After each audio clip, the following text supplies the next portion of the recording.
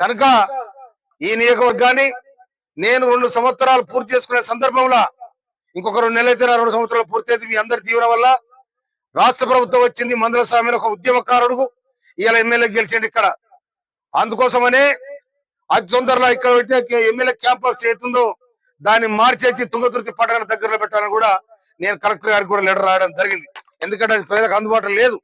అందుకోసమనే ఇక్కడ ఉన్న కొన్ని కార్యక్రమాలు కూడా చేయాలని సంకల్పం ఉంది. రాష్ట్ర ప్రభుత్వం కూడా సహకరించే విధంగా నేను రాష్ట్ర ప్రభుత్వం ఒప్పించి మెప్పించి అన్ని విధాల ఈ నియోజకవర్గాన్ని కొంచెం నేను బంగారు కొండని చేస్తానని చెప్తాను. కొంచెం నన్ను గెలిపించినందుకు నా కష్టంగా ఈ నియోజకవర్గాన్ని కొద్దిగా ముందు వరుసలో పెట్టాలని నేను ప్రయత్నం చేస్తా ఉన్నాను.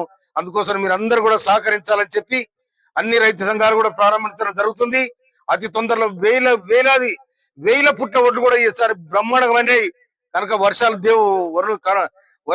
వర్షం కూడా బ్రహ్మాండంగా వచ్చింది. వాగులు వంకలు ఏకవై పారినాయి. పుట్ల కొద్ది పడ్డ తీసి ఇలా రైతులు సంతోషంగా ఉన్నారు.